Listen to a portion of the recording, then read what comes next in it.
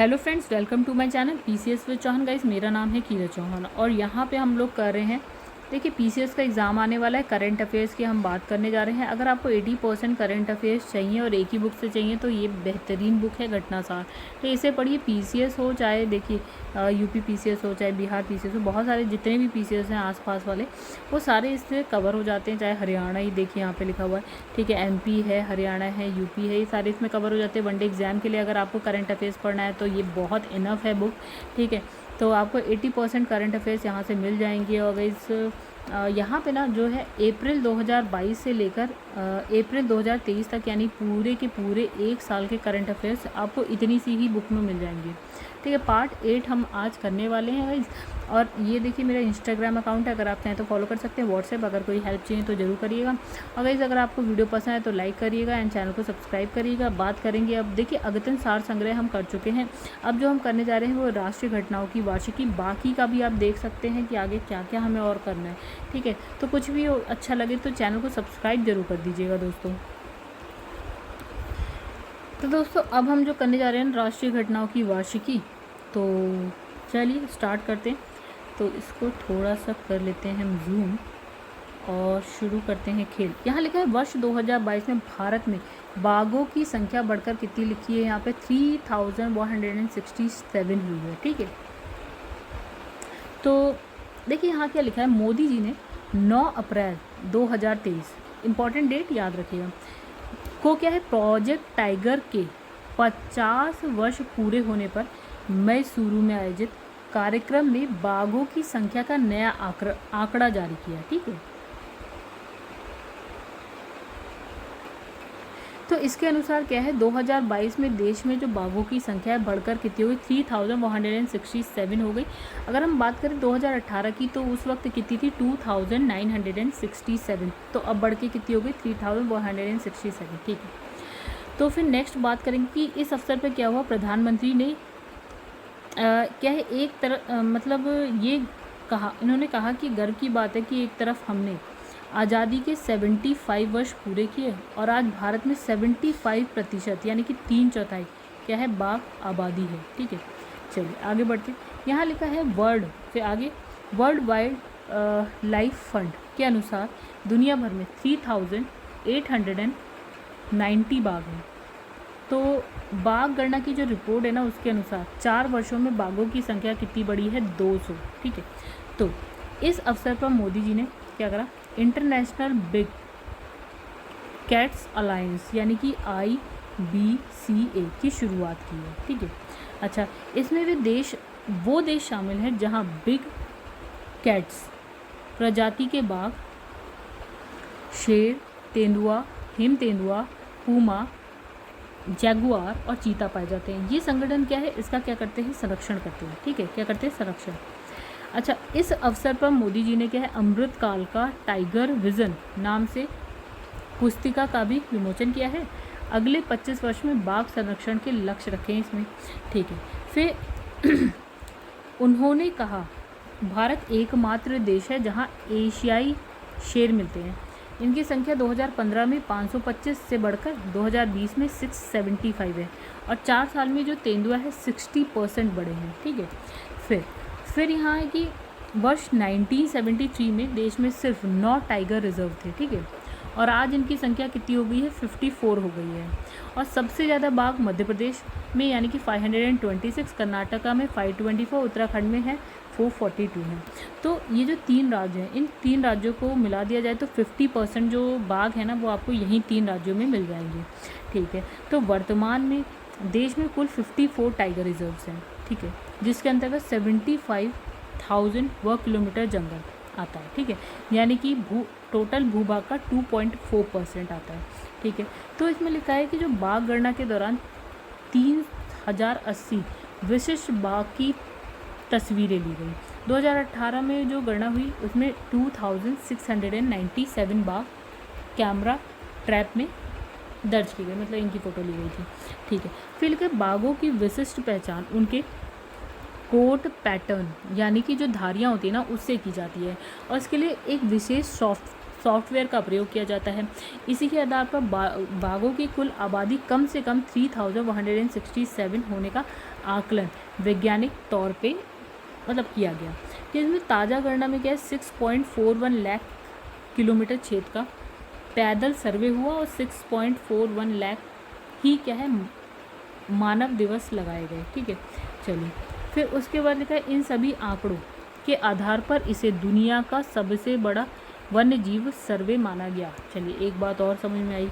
फिर यहाँ पे लिखा है कि 2018 में 646 के मुकाबले शिवालिक पर्वतमाला और गंगा के मैदान में 2022 में बाघों की संख्या 804 दर्ज की गई है। चलिए गाइस यहाँ पे कुछ लिखा है, तो यहाँ लिखा है भारत में बढ़ती बाघों की आबादी। वर्ष 2006 की बात करें तो 1411 थी, वैसे 2010 में 11, 14, 18, 22 में हो गई आपकी 3167 हो गई है। ठीक है, चलिए आगे बढ़ते हैं।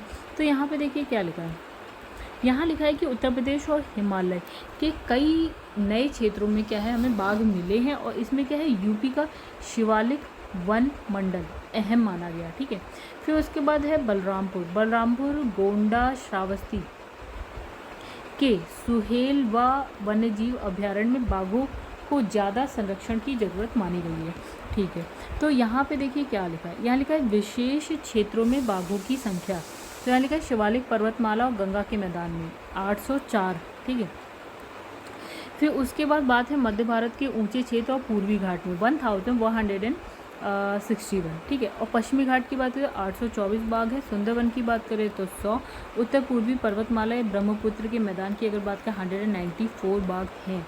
ठीक है, देखिए यहाँ पे लिखा है कि इंटरनेशनल बिग कैट अलायंस की शुरुआत हुई है।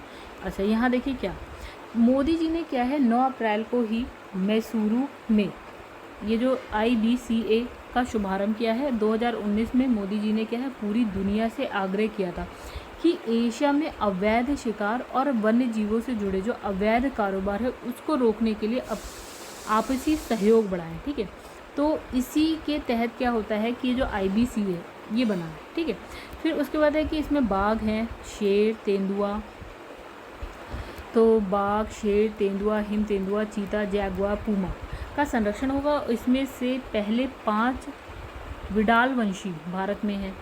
ठीक है, और जो भारत में है तो जैगुआर और पूमा क्या है दक्षिण और क्या है उत्तरी अमेरिका में मिलते हैं। फिर ये जो है IBCA में वैज्ञानिक तौर तरीके से इनका संरक्षण होगा और सभी संबंधित देशों को तकनीकी मदद दी जाएगी। ठीक है, और 97 देश जो है इसका हिस्सा है। ठीक है, चलो आगे बढ़ जाते हैं हम लोग। तो देश यहाँ नेक्स्ट जो टॉपिक है वो है देश के 33 नए उत्पादों को क्या मिला है, यहाँ पे GI टैग मिला है। चलिए इसकी बात कर लें। तो यहाँ पे देखिएगा इस क्या है कि भारत सरकार यानी गवर्नमेंट ऑफ इंडिया ने विभिन्न राज्यों के 33 नए उत्पादों को GI टैग दिया गया है। तो कब यहाँ पे कब प्रदान किया गया है 31 मार्च 2023 को, ये कोई नहीं पूछ रहा। 2022 से 23 में क्या है उच्चतम GI पंजीकरण का रिकॉर्ड है, मतलब सबसे ज़्यादा इसमें, जिसमें बिहार में 1, उत्तर प्रदेश में 10, मध्य प्रदेश में 1, छत्तीसगढ़ में 1, तमिलनाडु में 11, लद्दाख का 1 और जम्मू कश्मीर में 8 शामिल हैं। ठीक है, तो इसमें लगा वर्तमान में भारत में जो GI टैग प्राप्त उत्पादों की कुल संख्या कितनी हो गई 465 हो गई है। ठीक है, तो यहाँ है कि GI टैग उद्योग संवर्धन और आंतरिक व्यापार विभाग वाणिज्यिक और उद्योग मंत्रालय के तहत भौगोलिक संकेतक रजिस्ट्री द्वारा जारी किया जाता है। ठीक है, तो GI टैग 1999 के भौगोलिक संकेतक पंजीकरण और संरक्षण अधिनियम के अनुसार जारी किया जाता है। भारत में पहला GI टैग क्या है, किसे मिला, दार्जिलिंग चाय कृषि पश्चिम बंगाल को प्रदान किया गया था। तो ये भी क्वेश्चन बन जाता है। चलो यहाँ लिखा है उत्तर प्रदेश वाला, देखिए उत्तर प्रदेश की अगर हम बात करें तो बनारस पान सुपारी, देखिए हमने अभी क्या देखा ऊपर, तो उत्तर प्रदेश में कितने को मिला है 10 को मिला है। तो चलिए 10 की बात कर लेते हैं।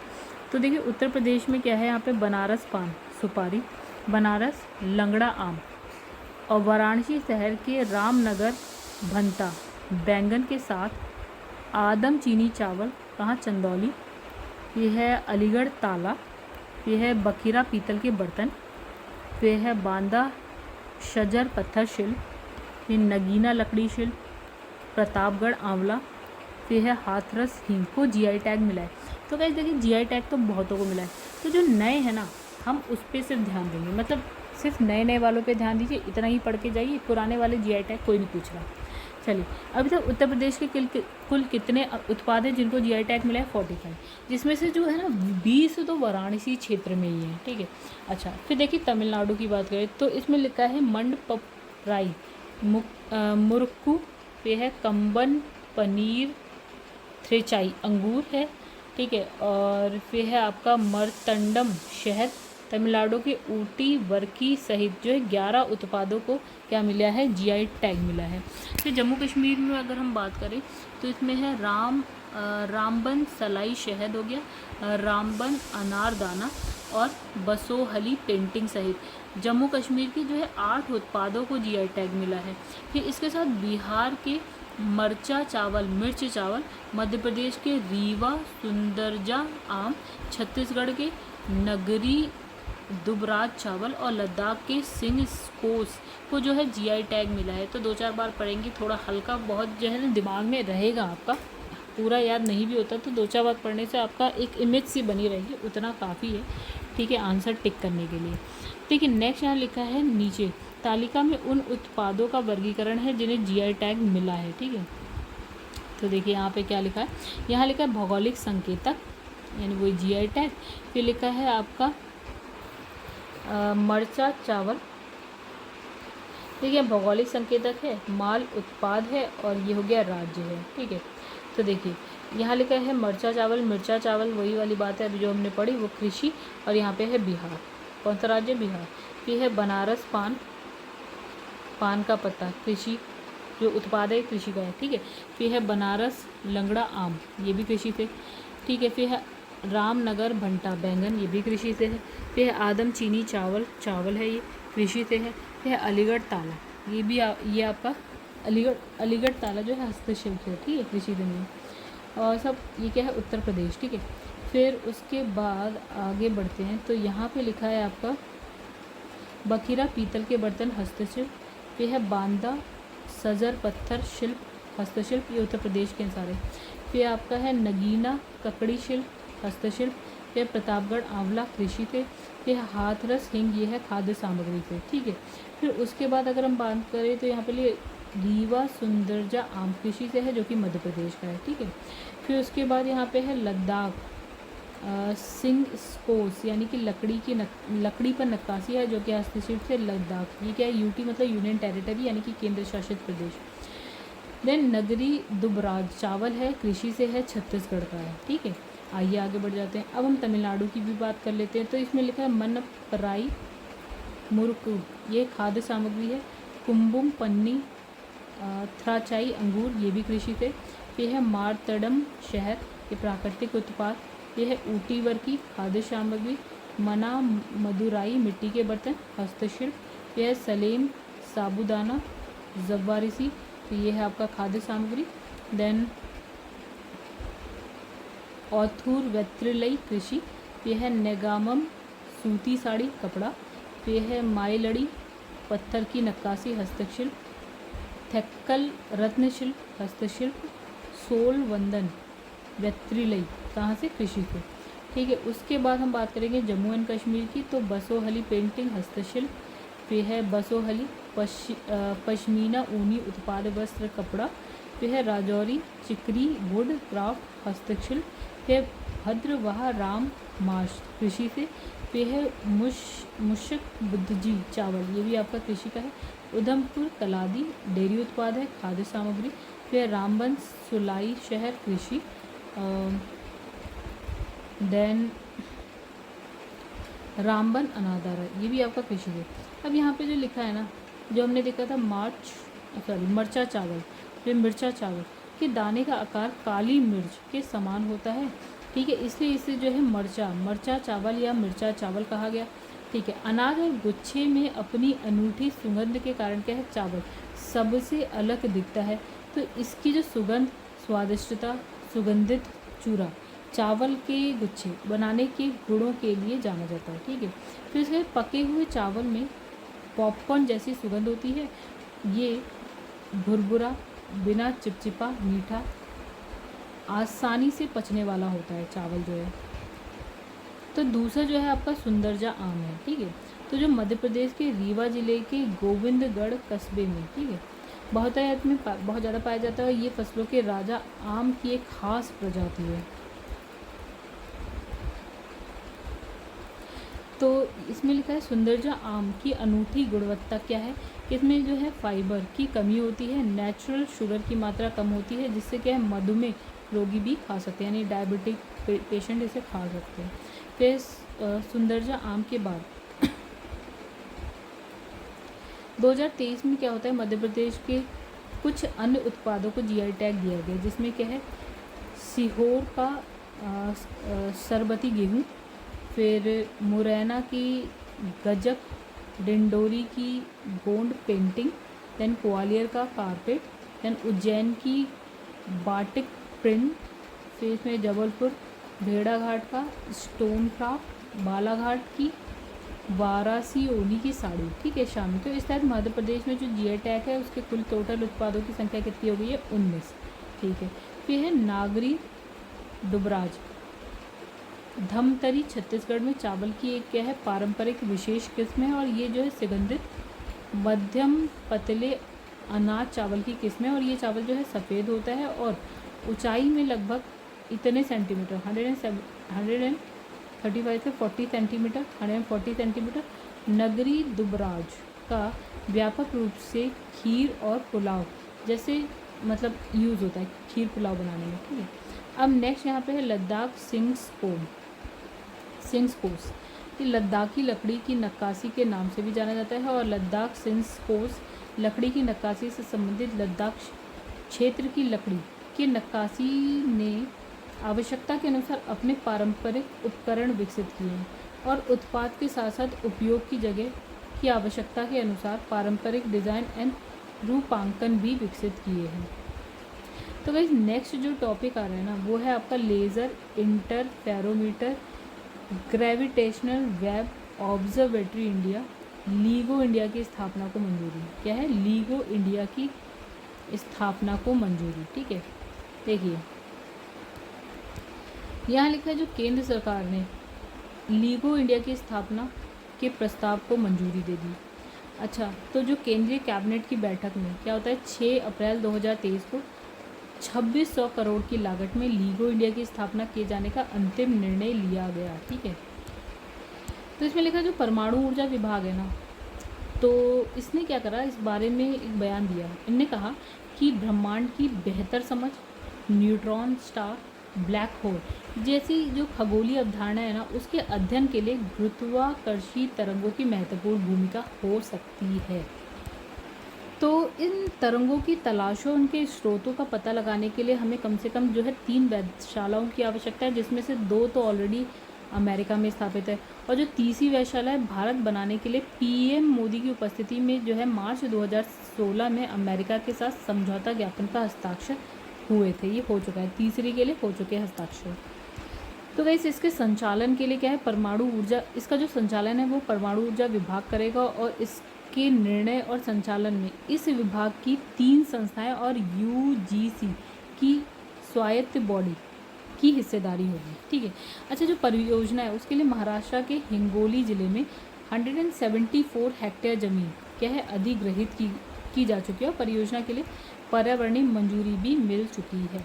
चलिए नेक्स्ट यहाँ लिखा है अंतरिक्ष नीति 2023, ठीक है।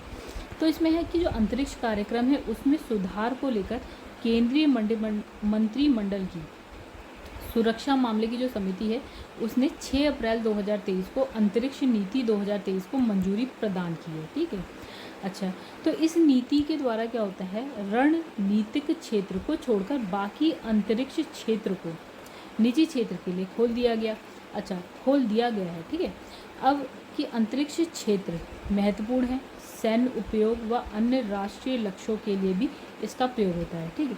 तो जिन पर आगे भी सरकारी एजेंसी ही कार्य करेंगी, ठीक है।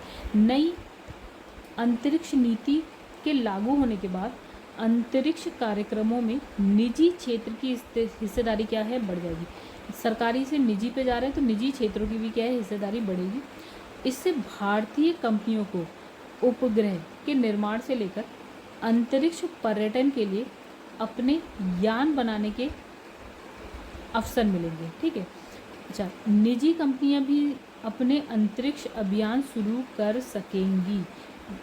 तो गाइस यहाँ पे अंतरिक्ष नीति देश में पहली बार बनी है, लेकिन इससे पहले 2020 में अंतरिक्ष क्षेत्र में कुछ सुधार हैं शुरू किए गए थे। तब सरकार ने अंतरिक्ष को बढ़ावा देने के लिए इस क्षेत्र को निजी क्षेत्र की शिक्षण संस्थाओं तथा स्टार्टअप के लिए खोला था। तो इसमें लिखा है कि इसके लिए नई एजेंसी क्या Indian National Space Programme and Authorisation Centre यानी कि इन स्पेस की स्थापना की गई थी और जिसके परिणाम क्या है, अच्छे रहे। ठीक है। तो अब क्या होता है कि अगर हम बात करें तो अंतरिक्ष क्षेत्र से जुड़े क्या है 200 से अधिक स्टार्टअप और अन्य क्या है उद्यम पंजीकृत हो चुके हैं इस वक्त। ठीक है। तो अभी इसरो का अधिकांश समय देखिए क्या है, इसरो का अधिकांश समय जो है व्यापारिक महत्व के उपग्रह यानी कि सैटेलाइट तैयार करने और उन्हें लॉन्च करने में चला जाता है। अच्छा, जो नई नीति आई है ना, इसकी वजह से क्या होगा, जो निजी एजेंसियां हैं उसमें मतलब काम करने लगेंगी और जो नई अंतरिक्ष तकनीकों पर शोध करने के लिए जो है इसरो क्या है ध्यान केंद्रित कर पाएगा। फिर दूसरे निजी क्षेत्र को मंजूरी देने से अंतरिक्ष प्रौद्योगिकी का बाजार क्या है बढ़ेगा और इससे क्या होगा मतलब उसका लाभ क्या है लोगों को मिलेगा। ठीक है। अब यहाँ लिखा है मैकिन्सी की एक रिपोर्ट के अनुसार क्या होता है कि 2021 में विश्व की अंतरिक्ष अर्थव्यवस्था का जो है आकार 500 अरब डॉलर, कितना अंतरिक्ष अर्थव्यवस्था का आकार 500 अरब डॉलर के करीब रहा। ठीक है। अब इसमें ये क्या है 9 से 10% जो है प्रति वर्ष की गति से बढ़ रही है, लेकिन अगर हम भारत की हिस्सेदारी की बात करें तो 2% है। अच्छा, तो इसरो के जो प्रमुख हैं यानी कि एस सोमनाथ इन्होंने कहा है कि जो नई नीति आई है इसकी वजह से क्या होगा कि भारत की जो हिस्सेदारी है उसको बढ़ाकर हम क्या करेंगे, कोशिश करेंगे 10% करने की। तो पहली बार इसरो के लॉन्च पैड से एक निजी कंपनी मेसर्स स्काईरूट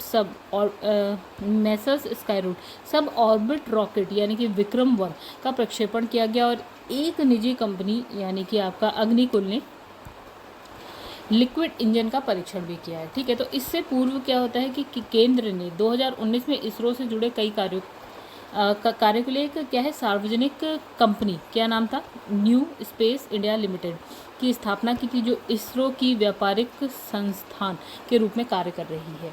चलिए नेक्स्ट जो है इसमें लिखा है हिमाचल की ना कांगड़ा चाय उसको यूरोपीय आयोग का जो है संरक्षित भौगोलिक संकेतक, ठीक है, यानी कि PGI, ठीक है, तो संरक्षित भौगोलिक संकेतक यूरोपीय आयोग और क्या हिमाचल की कांगड़ा चाय को। ठीक है। अब देखिए यहाँ पे क्या लिखा है, जो यूरोपीय आयोग है यानी कि आपका EC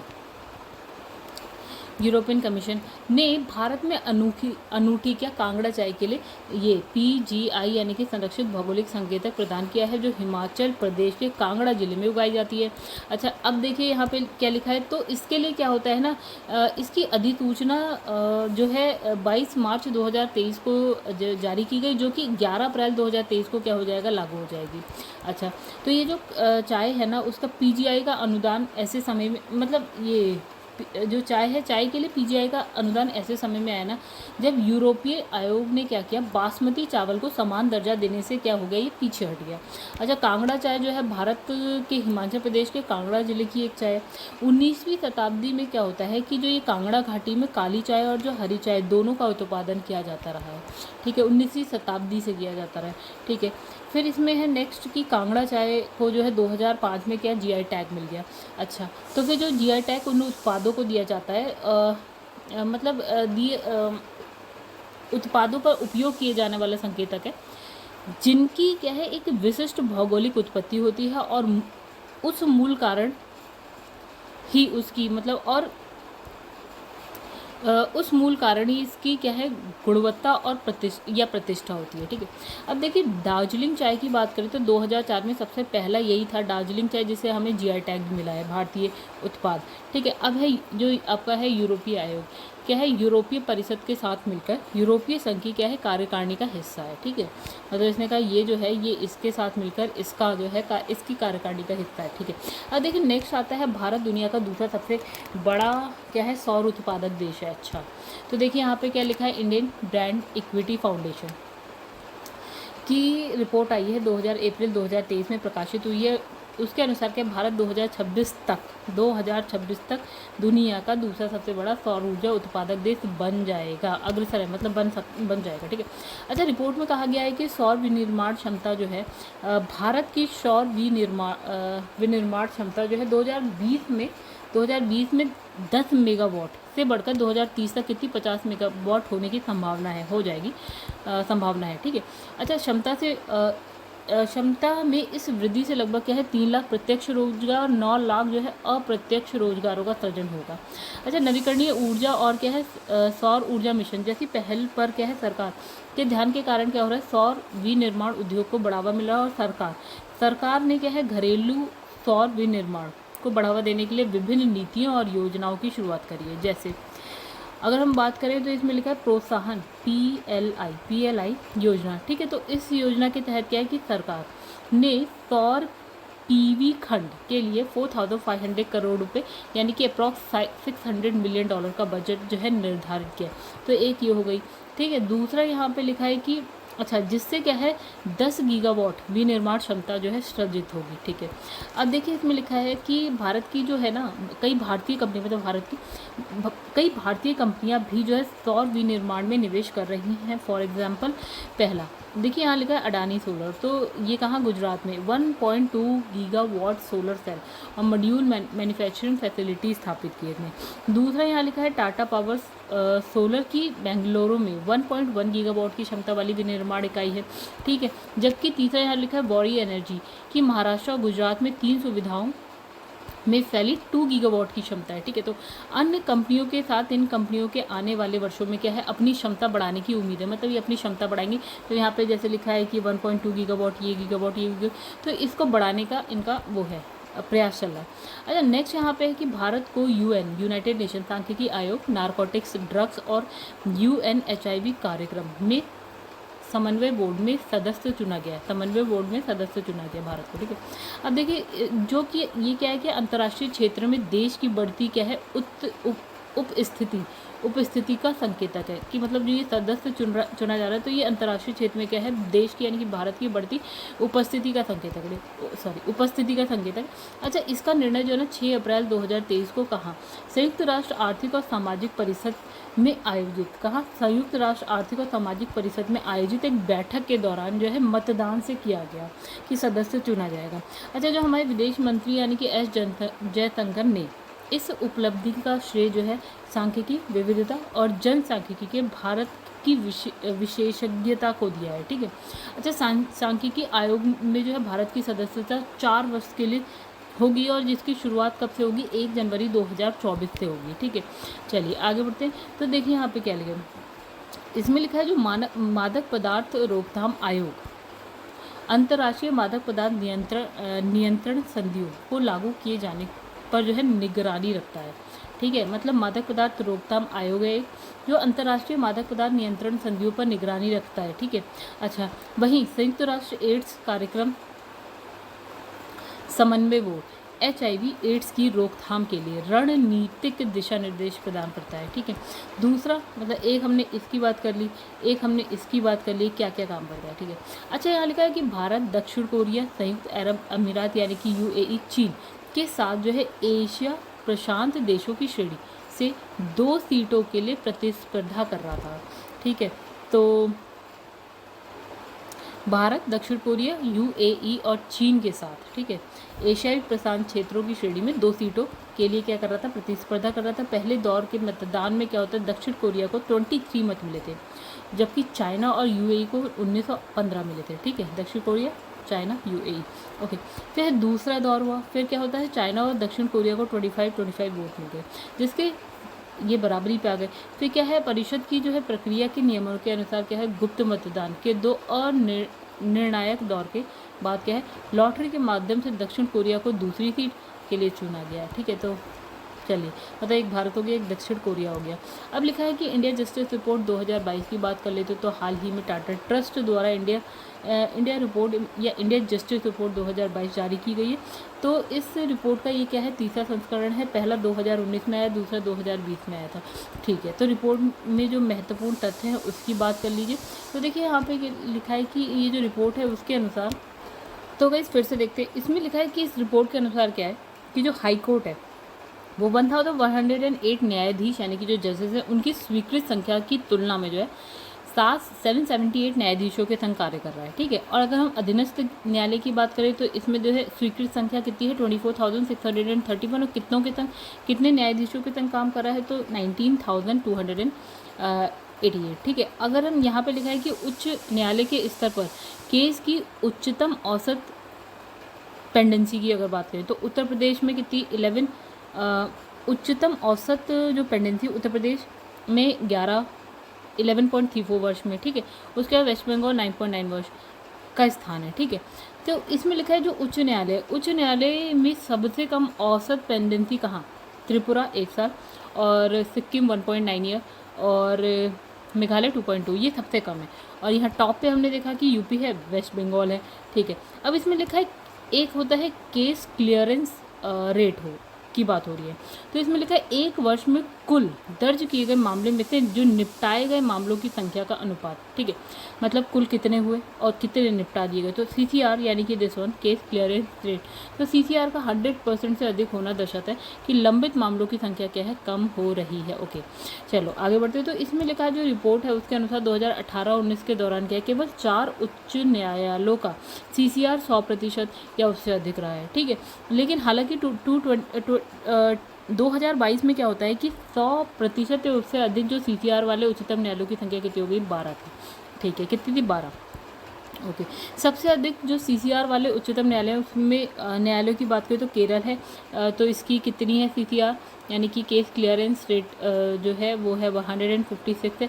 सेकंड नंबर पे यहाँ पे आप देख सकते हैं उड़ीसा है, थर्ड नंबर पे तो फर्स्ट नंबर पे केरल, सेकंड नंबर पे है उड़ीसा। अच्छा, अगर हम बात करें देखिए तो सबसे कम की बात करिए तो सबसे कम है राजस्थान की, उसके सेकंड नंबर पे है बॉम्बे की, मतलब बॉम्बे हाई कोर्ट। ठीक है, ये Rajasthan high court, Bombay high court. ठीक है, अब देखिए न्याय वितरण के मामले में क्या होता है कि 1 करोड़ से अधिक आबादी वाले 18 प्रमुख और क्या है मध्य आकार के राज्यों में कर्नाटका पहले स्थान पर है। मतलब देखिए उसकी जनसंख्या अच्छी खासी है, 1 करोड़ से अधिक वाली है जनसंख्या। ठीक है, तो कर्नाटका फर्स्ट नंबर पे है, जहाँ पे क्या है न्याय वितरण तेज़ी से हो रहा है। ठीक है, तो कर्नाटका फर्स्ट नंबर पे है, तमिलनाडु सेकंड है, तेलंगाना थर्ड नंबर पे। अगर हम बात करें उत्तर प्रदेश की तो वो है 18वें नंबर पे। ठीक है, तो ये हो गया आपका सबसे नीचे लिखा है, क्या लिखा है सबसे नीचे। अब यहाँ पे देखिए लिखा है न्याय वितरण वाले जो है शीर्ष 8 राज्यों की अगर हम बात करें तो देखिए यहाँ पे लिखा है कर्नाटका, इसका स्कोर लिखा है राज्य। ओके, तो कर्नाटका उसका स्कोर लिखा है, तो फर्स्ट नंबर पर आप ऐसे लगाइए, कर्नाटका है, फिर तमिलनाडु है, एंड देन फिर तेलंगाना है, और गुजरात है, फिर है आपका आंध्रा, फिर केरल है, फिर झारखंड है, और आपके यहाँ मध्य प्रदेश है। राइट, चलो आगे बढ़ते। तो 1 करोड़ से कम आबादी की बात कर लेते हैं। अभी हमने 1 करोड़ से ज़्यादा की आबादी वाली बात करी। अब कम आबादी वाले 7 छोटे राज्यों की सूची में अगर हम बात करें तो सिक्किम पहले, अरुणाचल प्रदेश दूसरे और गोवा तीसरे स्थान पर। गोवा सबसे नीचे, मतलब 7 तो यहाँ पे लिखा है 7 छोटे राज्य। तो फर्स्ट नंबर पर अगर आप बात करें तो सिक्किम आ गया, सेकेंड नंबर पर बात करेंगे अरुणाचल प्रदेश, तो third fourth fifth 7th number पर अगर आप बात करेंगे तो गोवा आएगा। ठीक है, चलो अब देखिए आगे क्या लिखा है। तो यहाँ पे देखिए लिखा है 7 छोटे राज्यों के स्कोर की अगर हम बात करें तो देखिए सबसे लास्ट में है गोवा। ठीक है, तो सिक्किम फर्स्ट, अरुणाचल, त्रिपुरा, मेघालय, मिजोरम, हिमाचल, और फिर लास्ट में है गोवा। ठीक है, तो यहाँ पे लिखा है देखिए वर्ष 2001 के दौरान क्या है, जेलों में कैदियों की संख्या जो है 10.8% की वृद्धि के साथ जेलों में कैदियों की संख्या में लगातार क्या हो रही है, वृद्धि हो रही है। ठीक है, मतलब कैदियों की संख्या में वृद्धि किस हिसाब से हो रही है, 10.8% की वृद्धि के साथ हो रही है।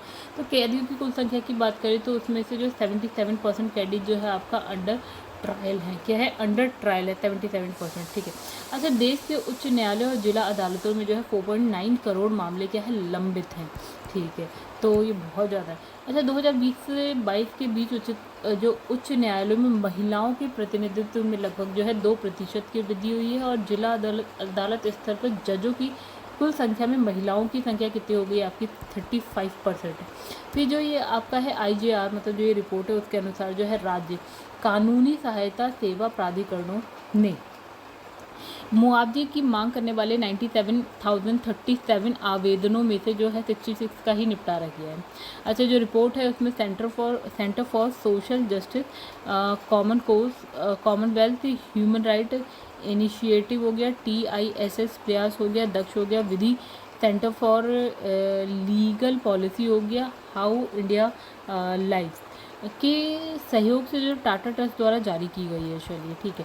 अब इसमें लिखा है एक न्याय तक ये न्याय तक पहुँच प्रदान करने कि उनकी जो क्षमता है उसके आधार पर राज्यों को रैंक प्रदान करती है। ठीक है। तो इस रिपोर्ट में क्या है, न्याय प्रणाली के 4 प्रमुख स्तंभों की क्षमता का आंकलन किया जाता है। पहला देखते हैं कि पुलिस, फिर दूसरा देखते हैं जेल, फिर न्यायपालिका देखते हैं, कानूनी सहायता देखते हैं। इंपॉर्टेंट बात हो गई।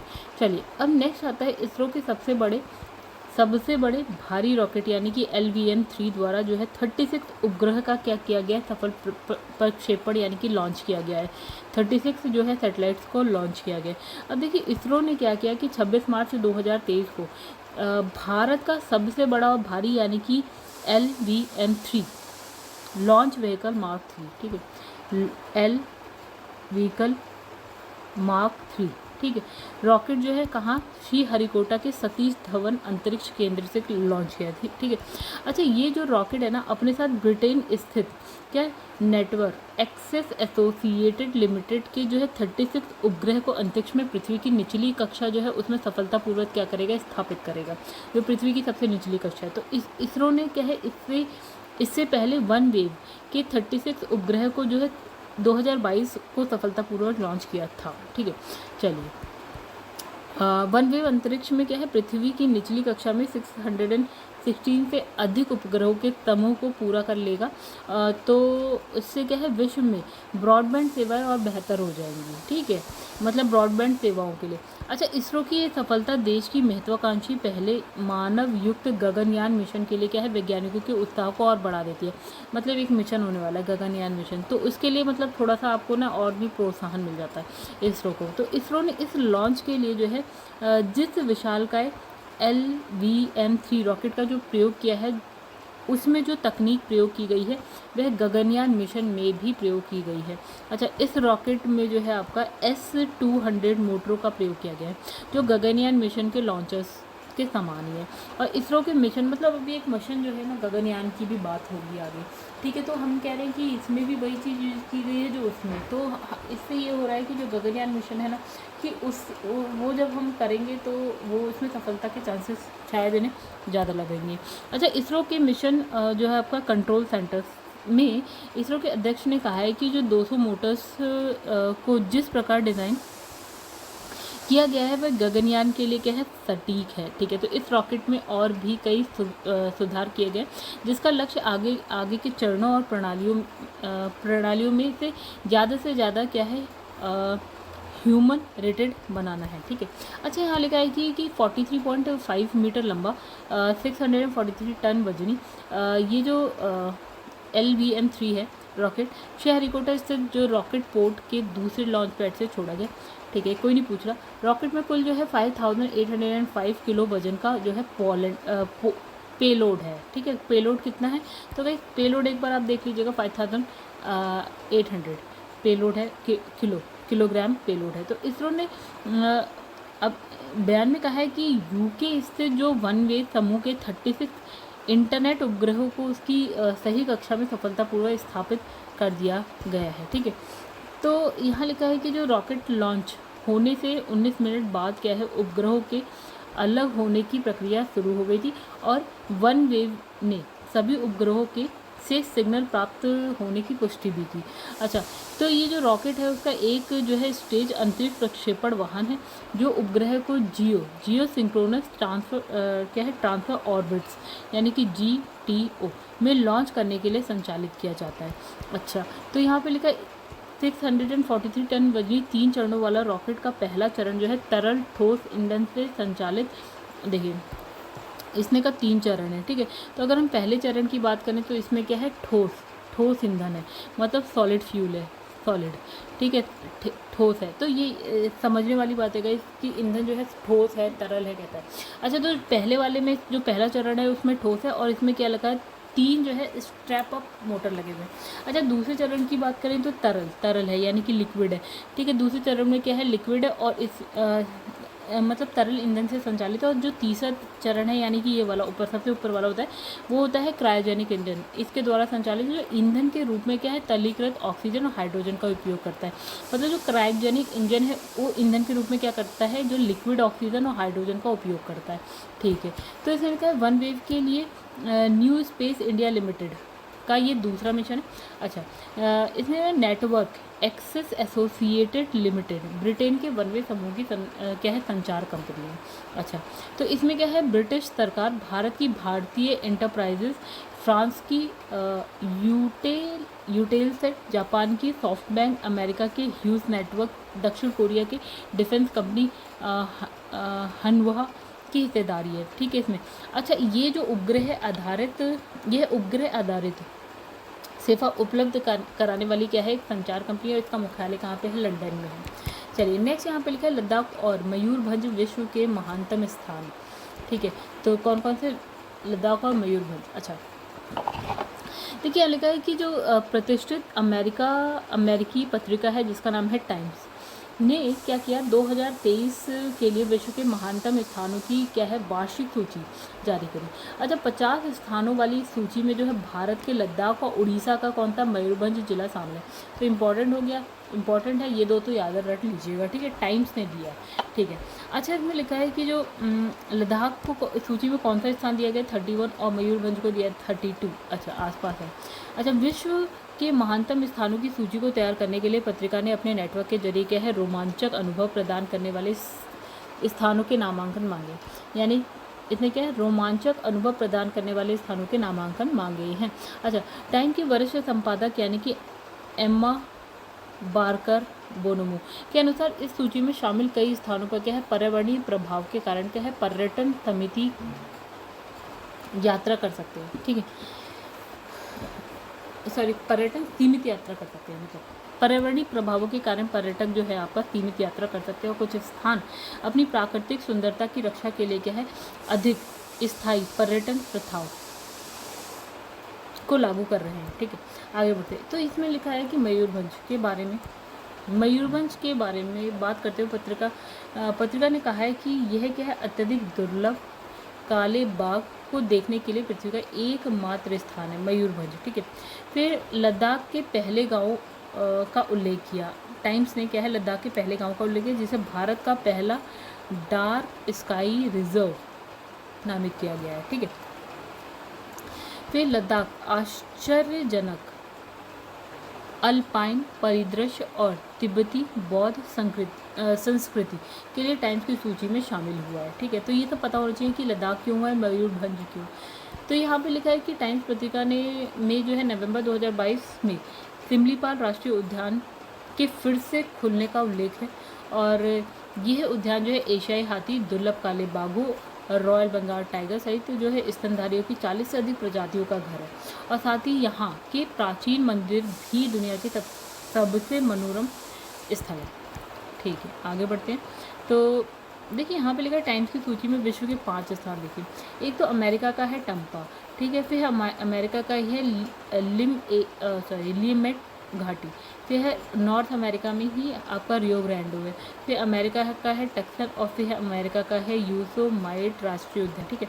अब देखिए इस सूची में क्या है, मिस्र के गीज़ा, सक्कारा और फ्रांस का डाइजन के फूड हब भी शामिल हैं, ठीक है। चलिए आगे बढ़ते हैं। उत्तराखंड में एशिया के सबसे बड़े 4 मीटर टेलीस्कोप ILMT का उद्घाटन हुआ। कहाँ पे हुआ, उत्तराखंड। एशिया का सबसे बड़ा 4 मीटर टेलीस्कोप है, क्या है, ILMT। अच्छा, यहाँ लिखा है केंद्रीय विज्ञान प्रौद्योगिकी एवं प्रौद्योगिकी और पृथ्वी विज्ञान राज्य मंत्री स्वतंत्र प्रभार, कार्मिक, लोक शिकायत, पेंशन, परमाणु ऊर्जा, अंतरिक्ष राज्य मंत्री कौन, इतना बड़ा है गाइस, कौन है, डॉक्टर जितेंद्र सिंह ने क्या किया, 21 मार्च 2023 को उत्तराखंड के देव स्थल में एशिया के सबसे बड़े 4 मीटर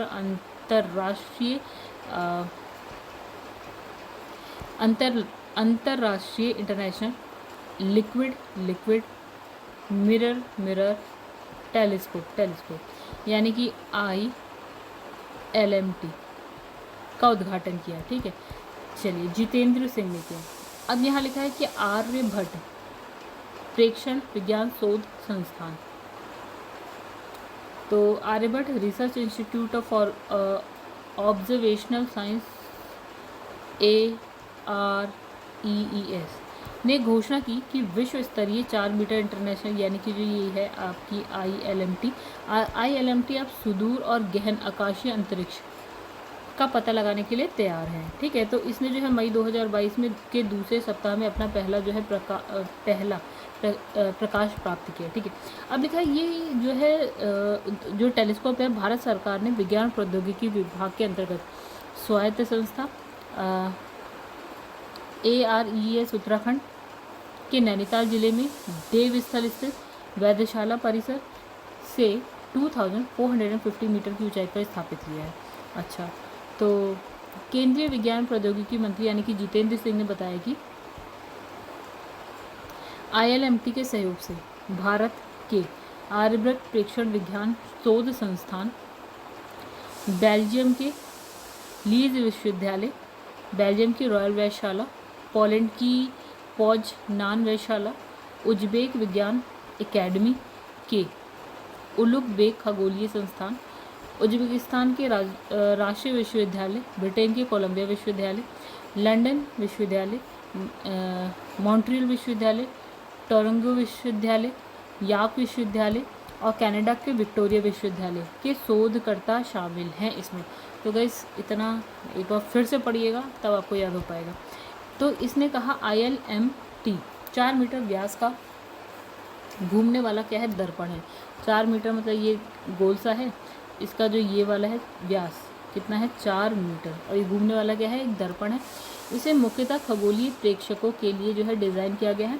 और ये टेलीस्कोप क्या है गहरे आकाशीय आकाश क्षुद्र ग्रहों से लेकर क्या है सुपरनोवा अंतरिक्ष मलबे तक की वस्तुओं का वर्गीकरण करेगा। अच्छा, टेलीस्कोप में जो है प्रकाश को एकत्र करने और केंद्रित करने के लिए क्या है तरल पारे की एक पतली परत से बना क्या है 4 मीटर व्यास का घूमने वाला दर्पण लगा हुआ है। ठीक है, चलिए नेक्स्ट पे आते हैं। तो जापान के प्रधानमंत्री की भारत यात्रा की बात कर लेते हैं। तो जापान के जो प्रधानमंत्री हैं उनका नाम है फूमियो किशिदा। ठीक है, तो अक्टूबर 2021 में जापान के जो प्रधानमंत्री बनने के बाद क्या है इनकी जो पहली विदेश यात्रा थी वो 19 से 20 मार्च 2023 को थी और भारत में थी। ठीक है, तो यहाँ उन्होंने जो है मोदी जी से के साथ जो है 14वें भारत जापान वार्षिक शिखर बैठक, क्या 14वां है भारत जापान वार्षिक शिखर बैठक, उसमें हिस्सा लिया। ठीक है, ये पहली जब से वो प्रधानमंत्री बने उससे पहली जो है उनकी यात्रा है, विदेश यात्रा है जो कि भारत में है।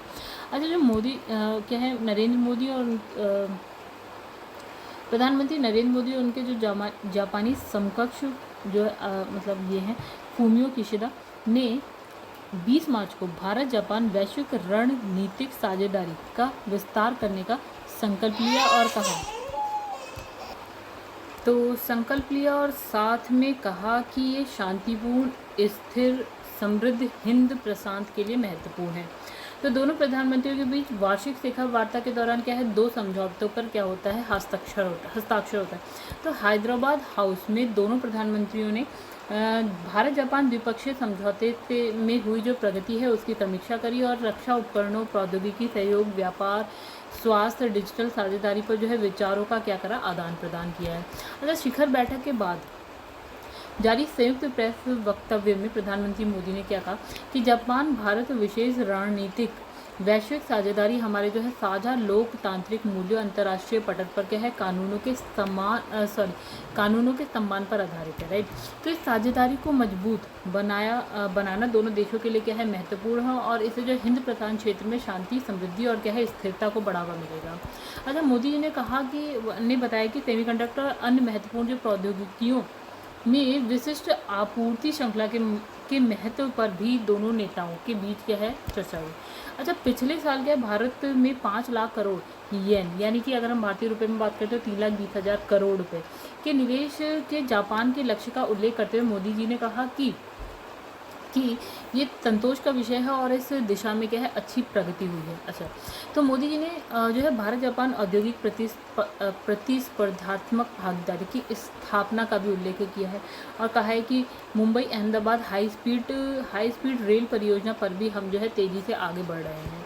अच्छा, भारत जापान वर्ष जो है 2023 को टूरिज्म एक्सचेंज वर्ष के रूप में मना रहे हैं। कौन से? तो ये एक इम्पॉर्टेंट सी बात हो गई, ठीक है। तो 2023 को टूरिज्म एक्सचेंज वर्ष के रूप में मना रहा है और इसके लिए दोनों देशों ने connecting Himalayan with mount Fuji नाम की थीम चुना है। ये थीम भी इम्पोर्टेंट होगी, तो ये पूरा पैराग्राफ इम्पोर्टेंट हो गया। अच्छा, शिखर वार्ता के दौरान हुए दो समझौतों में से एक क्या Mumbai Ahmedabad high speed rail corridor के लिए जो है ऋण की चौथी जो किस्त है उसको लेकर हुआ और इसके लिए क्या जापान इंटरनेशनल कोऑपरेशन एजेंसी जो है 100 अरब येन का कर्ज प्रदान करेगा, ओके, जो कि करीब जो है 18,000 करोड़ रुपए के बराबर है। अच्छा, तो इससे जुड़े जो है दस्तावेजों का दोनों पक्षों ने आदान प्रदान किया, ओके। फिर लिखा है 2017 में Mumbai Ahmedabad high speed rail corridor का निर्माण शुरू हुआ था और जिसके लिए क्या 80% राशि जो है JICA द्वारा सस्ते ऋण के रूप में दी जा रही है, ठीक है। तो दूसरे समझौते की अगर बात करें जापानी भाषा सीखने को लेकर है, तो हालांकि ये समझौता 2017 में हुआ था। अभी तक इसका क्या है नवीनीकरण किया, मतलब इस बार अभी जो है इसका क्या किया गया है नवीनीकरण किया गया है। भारत जापान के बीच जो है मजबूत आर्थिक संबंध है। वित्त वर्ष जो 2021-22 में क्या है दोनों पक्षों के बीच 20.57 अरब डॉलर का व्यापार हुआ है, जो क्या है एक रिकॉर्ड है। अच्छा, आगे बढ़ते हैं। नेक्स्ट जो है असम का चराईदेव मैदान यूनेस्को की क्या है विश्व धरोहर स्थल में आ गया। क्या है चराईदेव मैदान, राइट, कहाँ का है? असम का। अच्छा, तो असम के जो मुख्यमंत्री हैं हेमंत बिस्वा शर्मा, ठीक है, तो इन्होंने हाल ही में घोषणा करी है कि केंद्र सरकार ने जो है असम के चराईदेव मैदान को जो है आपका वर्ल्ड हेरिटेज साइट के रूप में नामित करने का जो प्रस्ताव है यूनेस्को को भेजा है, ठीक है। तो जो CM है उन्होंने इस बारे में क्या 16 जनवरी 2023 को प्रधानमंत्री को एक पत्र लिखा था, जिसके बाद केंद्र सरकार ने जो मैदान है ये यानी कि चराईदेव मैदान को यूनेस्को वर्ल्ड हेरिटेज की जो है आपका टेंटेटिव लिस्ट में शामिल कराने के लिए क्या यूनेस्को को एक प्रस्ताव भेजा था, ठीक है।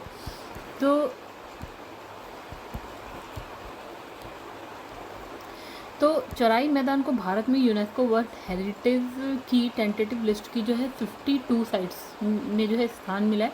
फिर अगर असम की इस साइट को जो है यूनेस्को की विश्व धरोहर स्थल के रूप में चुन दिया जाता है तो सांस्कृतिक श्रेणी में इसे रखा जाएगा। ये उत्तर पूर्व भारत की जो है पहली साइट हो जाएगी सांस्कृतिक श्रेणी में, ठीक है।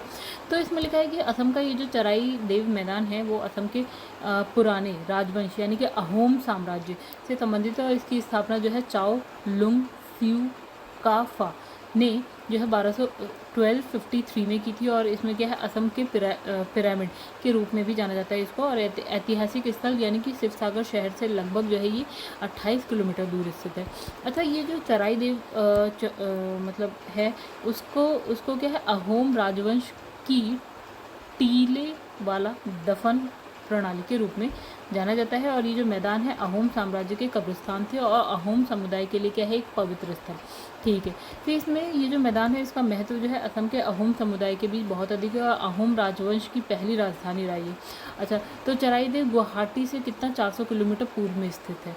अच्छा, तो अहोम समुदाय से जुड़े लोगों ने जो है 18वीं शताब्दी में हिंदू रीति रिवाजों से दाह संस्कार पद्धति को शुरू कर दिया था और दाह संस्कार के बाद राख को जो है चराईदेव के मैदान में क्या है दफनाना शुरू कर दिया था। अच्छा, नेक्स्ट जो यहाँ पे टॉपिक है ऑस्ट्रेलिया के प्रधानमंत्री की भारत यात्रा की बात कर ले तो जो ऑस्ट्रेलिया के प्रधानमंत्री यानी कि क्या लिखा है एथनी एल्बनीज़, ठीक है। तो इन्होंने क्या है आपका 8 से 11 मार्च 2023 को भारत की क्या करिए राजकीय यात्रा करिए। तो इस यात्रा के दौरान जो प्रधानमंत्री है इसके दौरान जो प्रधानमंत्री अल्बनीज़ जो है और भारत के प्रधानमंत्री मोदी जी, ठीक है, तो इनको जो है प्रथम भारत ऑस्ट्रेलिया वार्षिक शिखर सम्मेलन में इन्होंने भाग लिया यानी कि कब 10 मार्च 2023 को। अच्छा, नेताओं के स्तर पर जो है भारत और ऑस्ट्रेलिया के बीच ये पहला वार्षिक क्या था शिखर सम्मेलन था, पहला वार्षिक शिखर सम्मेलन। अच्छा, तो मार्च 2022 में क्या होता है दूसरे वर्चुअल शिखर सम्मेलन का आयोजन किया गया और जिसका परिणाम क्या है शिखर सम्मेलन तंत्र की स्थापना हुई, ठीक है। परिणाम स्वरूप क्या शिखर सम्मेलन तंत्र की स्थापना हुई थी, ठीक है।